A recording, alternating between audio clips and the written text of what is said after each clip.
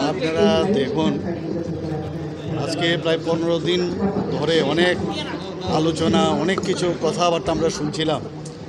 তো পেহেলগাঁওতে যে অমানবিক যে পাকিস্তান পুষ্ট যারা টেররিস্টরা ছিল, যেভাবে নৃশংসভাবে আমাদের ভারতীয় 25 জনকে হত্যা করেছেন এবং আমাদের যে নেপালের আরেকজনকে মানে টোটাল 26 জনকে যে নৃশংসভাবে হত্যা করেছেন, আমাদের যশস্বী প্রধানমন্ত্রী নরেন্দ্র মোদীজি বলেছিলেন যে কাউকে ছাড়া হবে না, টেররিস্টকে ধ্বংস না করা পর্যন্ত ততদিন চুপ থাকবে না ভারত।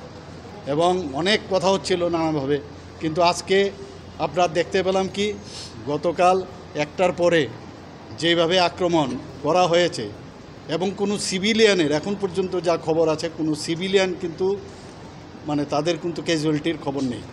পাশাপাশি একদম প্ল্যান করে যেখানে যেখানে টার্গেট করা, যেখানে এই টেররিস্টদের জন্ম, যেখানে ট্রেনিং নেয় সেখানেই মানে দেখে দেখে সেখানে বাছাই করে তাদেরকে টার্গেট করে সেগুলোকে ধ্বংস করা হয়েছে।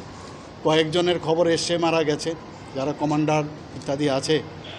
তো প্রধানমন্ত্রীজি যেটা বলেন সেটাই করেন। আমরা মাননীয় প্রধানমন্ত্রীজির সাথে আমরা আছি এবং সারা ত্রিপুরার বাসীর পক্ষ থেকে আমি মাননীয় প্রধানমন্ত্রীজিকে এবং আমি যারা আমাদের আর্মি, নেভি এবং এয়ারফোর্স সবাইকে আমরা বলবো যে আপনাদের সাথে আমরা সবাই আছি।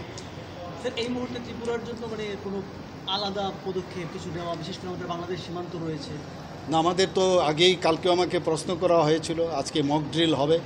তো আমাদের তরফ থেকে খুব প্ল্যান্ড ওয়েতে আপনারা আজকেও আমি আসার আগে দেখলাম যে আমাদের এক্সটার্নাল মিনিস্ট্রি থেকে অলরেডি প্রেস কনফারেন্সের মাধ্যমে কি হয়েছে এবং কেন হয়েছে, মানে ভারতবর্ষে কতবার এই টেররিস্টরা আঘাত হেনেছে, তো তাদের মানে উপযুক্ত জবাব দেওয়ার এখন সময়। এনাফ ইজ এনাফ, এবং সেটা আমাদের যারা মানে সেনাবাহিনীরা আছেন তার উপযুক্ত জবাব দিচ্ছেন এবং আগামী দিনও দেবেন।